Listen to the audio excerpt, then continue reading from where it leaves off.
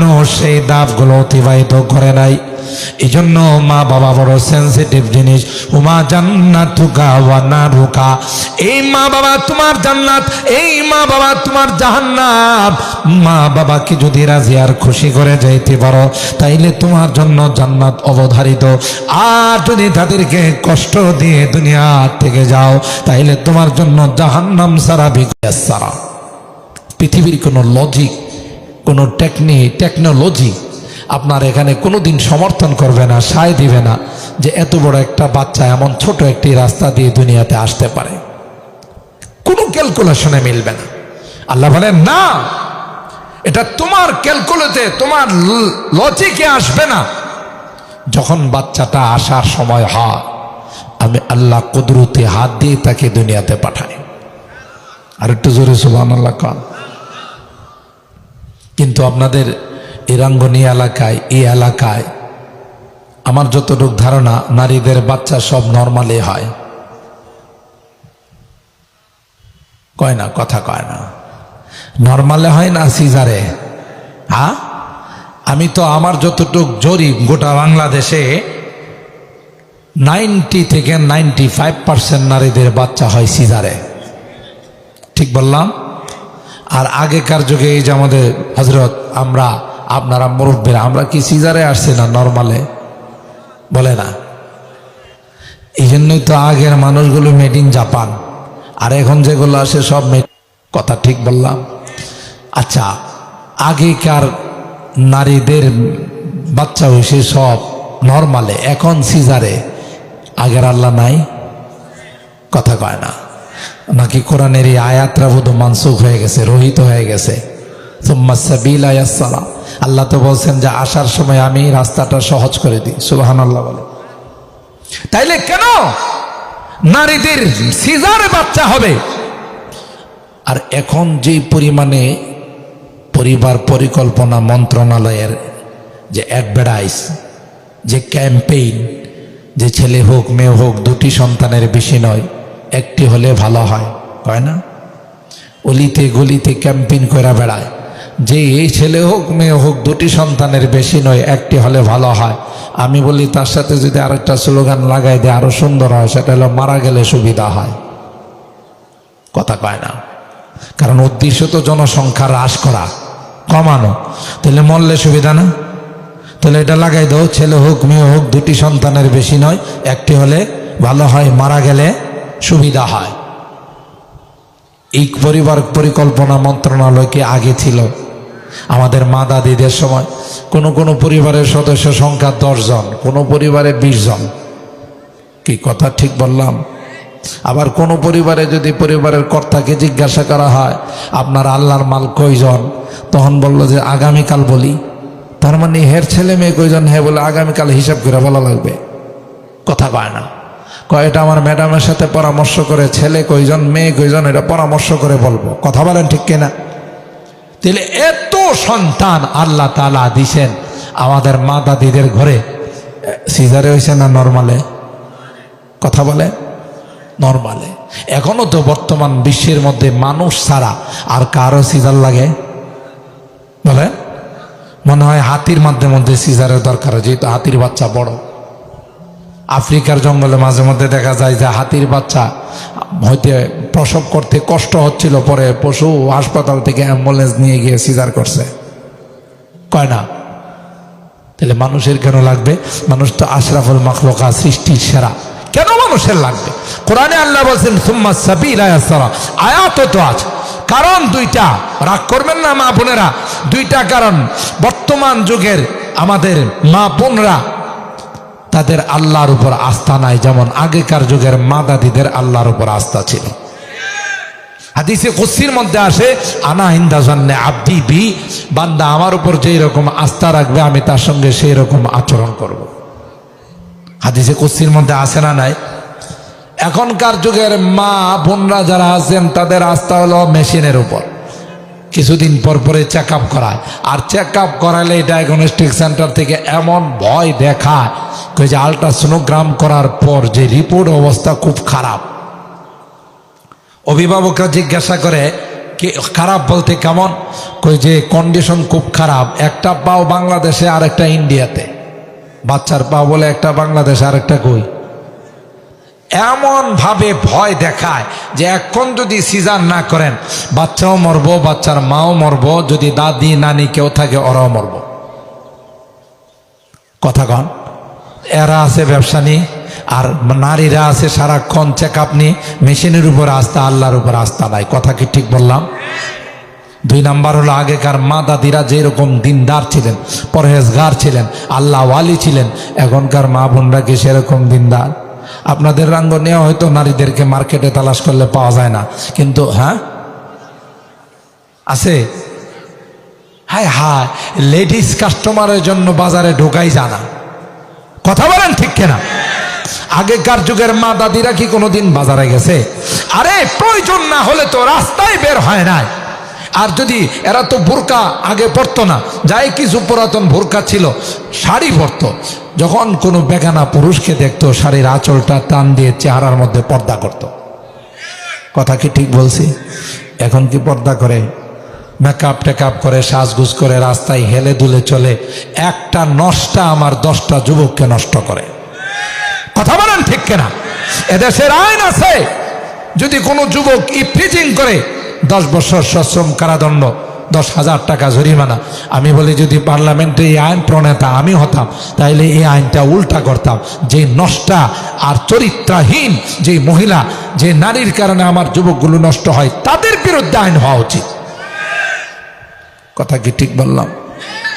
কারণ যেই নারীরা বোরকা পরে রাস্তায় বের হয়, এদেরকে কেউ উত্তক্ত করে না, ইফটিজিং করে না। কথা কি ঠিক বললাম? কোরআনে সূরাতুল আযাবের 59 নম্বর আয়াতে আল্লাহ বলেন, যেই নারীরা বিশেষ প্রয়োজনে রাস্তায় বের হবে, ইমার্জেন্সি কারণে, ডাক্তারের কাছে বা অন্য কোনো কারণে, তারা যখন বের হবে, যতক্ষণ পর্যন্ত তার গন্তব্যে না পৌঁছবে ততক্ষণ পর্যন্ত তার নিরাপত্তার জিম্মাদার আমি আল্লাহ।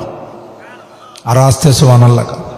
ইয়া আইয়ুহান নাবিয়্যু কুল লিআজওয়াজিকা ওয়া বানাতিকা ওয়া নিসাইল মুমিনিনা ইউদনিনা আলাইহিন্না মিন জালাবিবিহিন যালিকা আদনা আইয়ুরাফনা ফালা ইউযাইন ওয়া কানাল্লাহু গফুরার রহিমা। আল্লাহ বলেন, হে পয়গম্বর, আপনার পত্নীগণকে, মুসলিম নারীদেরকে বলে দিন, এরা যদি বিশেষ কোনো প্রয়োজনে রাস্তায় যায়, এরা যদি ইমার্জেন্সি কারণে বাহিরে যায়, এরা যেন শালীন পোশাক পরে যায়, এরা যেন বোরকা পরে যায়, যতক্ষণ পর্যন্ত গন্তব্যে, যতক্ষণ পর্যন্ত তার ঘরে না পৌঁছবে, ততক্ষণ পর্যন্ত তার নিরাপত্তার জিম্মাদার আমি আল্লাহ। আসল জায়গাতে তো আমরা হাত দিই না, জায়গাতে হাত দেওয়া উচিত। নেগেটিভ পজিটিভ একত্রিত হলে ফায়ারিং হয়। নারী পুরুষের মধ্যে আল্লাহ আকর্ষণ দিয়েই বানাইছেন, ঠিক না? প্রথম পুরুষকে কে? আদম আলাইহিস সালাম, আফজালুন নাস। আর দ্বিতীয় মানুষকে হাওয়া আলাইহিস সালাম, ঠিক না? প্রথম মেন হলেন আদম, আর সেকেন্ড মেন হলেন হযরতে হাওয়া আলাইহিস সালাম। কথা বলেন ঠিক কিনা? হাওয়া আলাইহিস সালামকে যখন আদম আলাইহিস সালামের শোয়া অবস্থায়, ঘুমন্ত অবস্থায় আল্লাহ বানাইছেন, তাফসীরের কিতাব খুলে দেখুন, তিনি যখন সজাগ হয়ে দেখেন একজন সুন্দরী রুমণী রূপসী নারী বসা আছেন, ফামাদ্দা ইয়াদাহু, তাকে একটু স্পর্শ করার জন্য হাত বাড়াইছেন। আদম আলাইহিস সালামকে এর আগে আর কোনো নারী দেখছেন? কথা কয় না। তো নারী কাছে পাইলে, নিজের স্ত্রী কাছে থাকলে একটু শান্তি লাগবো, তার গায়ে একটু হাত দিলে ভালো লাগবো, এটা ওনারে শিখাইছে। কথা কয় না, বুঝছেন কথাটা? ফামাদ্দা ইয়াদাহু, তার গায়ে স্পর্শ করার জন্য হাত বাড়াইছেন।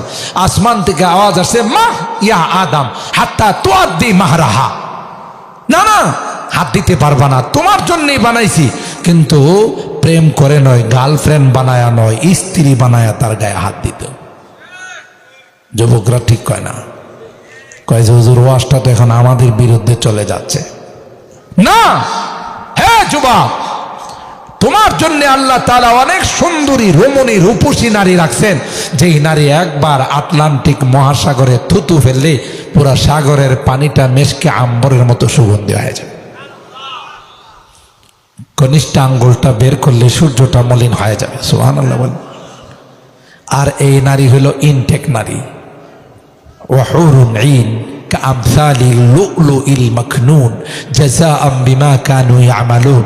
আল্লাহ বলেন, এ যুবক, দুনিয়ার কোন নারীর সাথে, বেগানা নারীর সাথে তাকে তুমি গার্লফ্রেন্ড বানায়ো না, বান্ধবী বানায়ো না, তার দিকে তাকায়ো না, তার সাথে কথা বলো না, তাইলে আমি আল্লাহ তোমাকে জান্নাতি হুর পুরস্কার দিব। সুবহানাল্লাহ। কথা বলেন ঠিক না বেঠিক? তো এই নারী, যেই নারী দেখা যায় একজনের নয় 10 জনকে নষ্ট করে, তাদের বিরুদ্ধে আইন হওয়া উচিত। কথা বলেন ঠিক কিনা? হেলে দুলে রাস্তায় চলে অন্য পর পুরুষকে, যুবককে নষ্ট করার জন্য। এ মা, না না, আল্লাহ তোমাকে এই জন্যে বানান নাই। মা, তুমি হলে সবচাইতে দামি। এই যে মা বাবার হকের মধ্যে মার কথা 3 বার বলা হয়েছে। ওয়াসাইনাল ইনসানা বিওয়ালিদাই হামালাতুহু উম্মুহু কুরহা ওয়া ওয়াদাআতুহু কুরহা ওয়া হামলুহু ওয়া ফিসালুহু 30 শাহরা। মা 3টি ধাপ এমন ভাবে অতিবাহিত করে যার মধ্যে বাবার কোনো অংশীদারিত্ব নাই। কথা কি ঠিক বললাম? 1 নম্বর হলো কনসেপ্ট যখন করে বাচ্চা, মা কিছুই খাইতে পারে না, ঠিক না বেঠিক? যা খায় বমি হয়ে যায়, এই কষ্টটা একমাত্র মা করে। 2 নম্বর ধাপ হলো প্রসব ব্যথা যখন শুরু হয়, এটা মা ছাড়া আর কেউ বলতে পারবে না এই ব্যথার যে কত যন্ত্রণা। কথা কি ঠিক? 3 নম্বর, 2টা বছর এককভাবে মা সন্তানকে দুধ পান করায়। রাত নাই, দিন নাই, সকাল নাই, সন্ধ্যা নাই, শীত নাই, গরম নাই, যখনই বাচ্চা কান্না করে তখনই তাকে দুধ খাওয়ায়। এই 3টা ধাপ কেউ অতিবাহিত করছে? বলেন। এই জন্য মার কথা 3 বার বলা হয়েছে। রাসূল আকরাম সাল্লাল্লাহু তাআলা আলাইহি ওয়াসাল্লামকে যখন জিজ্ঞাসা করা হলো, মান আহাক্কু বিহুসনি সাহাবাতি ইয়া রাসূলুল্লাহ, আমার সেবাবার সবচেয়ে বেশি হকদার কে? উম্মুকা, মা। দ্বিতীয়বার মা, তৃতীয়বার মা, চতুর্থবার কার কথা বলছে? বাবা। তাহলে 3 বার কার কথা বলা হলো? তো মার দাম কম না বেশি? বলেন। আল্লাহ কোরআনে কারিমে একটি সূরা নাজিল করেছেন, সূরাতুন নিসা। সূরার নামকরণ করেছেন নিসা, মা জাতির নামে, পুরুষের নামে একটা সূরাও কোরআনে নাই। কথা কয় না? তাহলে কোরআনে কারিমে নারীদের নামে সূরার নামকরণ করাতে কি তাদের মান, তাদের দাম কমছে না বাড়ছে? কিন্তু এরা কি কয়? সমান চায়, সমান চায়। আল্লাহ কয় বেশি দিছি, বেশি দিছি, এরা কয় সমান চায়। তাহলে আকলের মধ্যে কিছু ডিস্টার্ব আছে না নাই? আর এই আন্দোলন করার কারণে সরকারের পক্ষ থেকে বলা হলো, এতদিন তো রাস্তাঘাটের মাটি শুধু পুরুষরা কাটছে, এখন তোমরাও কাটো, তাহলে সমান সমান। লাভ হয়েছে না লস হয়েছে? কথা বলেন। হে মুসলমান, হে মা বোনেরা, আপনাদেরকে আল্লাহ দামি বানাইছেন, সবচাইতে দামি বানায়া পাঠাইছেন। দামি জিনিস খোলামেলা থাকে না, প্যাকেটের ভিতরে থাকে। সুতরাং পর্দা আপনাদের উপর ফরজ। নামাজ যেমন ফরজ, মা জাতির উপরে পর্দাও ফরজ। এই দিনদারিত্ব মাদের মধ্যে, বর্তমান মা বোনদের মধ্যে নাই, যেই রকম দিনদারি ছিল আগেকার মা দাদিদের মধ্যে। এই 2 কারণে আস্থা নাই আল্লাহর উপর, আর মেশিনের প্রতি আস্থা চলে গেছে।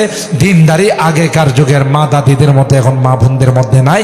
সেই কারণেই আল্লাহর উপর আস্থা না থাকার কারণে সন্তান এখন স্বাভাবিকভাবে হয় না, সিজারে হয়। কথা কি আমি ঠিক বললাম?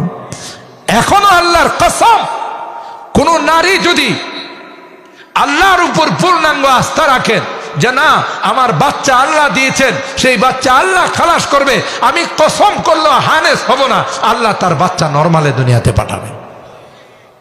কথা কি ঠিক না বেটি? আল্লাহ বলেন ওয়াবিল ওয়ালিদাইনি ইহসানা, না না, এমন কোন আচরণ করবা না যে আচরণের দ্বারা মা বাবা কষ্ট পায়।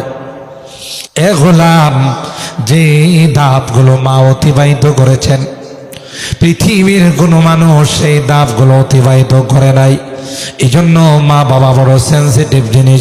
উমা জান্নাতুকা ওয়া নারুকা, এই মা বাবা তোমার জান্নাত, এই মা বাবা তোমার জাহান্নাম। মা বাবাকে যদি রাজি আর খুশি করে যাইতে পারো, তাইলে তোমার জন্য জান্নাত অবধারিত। আর যদি তাদেরকে কষ্ট দিয়ে দুনিয়া থেকে যাও, তাইলে তোমার জন্য জাহান্নাম ছাড়া বিকল্প কিছু নাই। হাদিসের মধ্যে আল্লাহর হাবিব বলেন সালাসু দাওয়াতিন মুস্তাজাবাত, 3 প্রকার মানুষের দোয়া হাত তুলতে দেরি হয়, আল্লাহর আরশ পর্যন্ত যাইতে দেরি হয় না। দাওয়াতুল ওয়ালিদ আলা ওয়ালাদিহি লিওয়ালাদিহি, পিতা মাতা সন্তানের জন্য যদি কোনো দোয়া করে দোয়াটা যেমন কবুল হয়ে যায়, বদ দোয়া করলেও সেটাও আল্লাহর কাছে কবুল হয়ে যায়।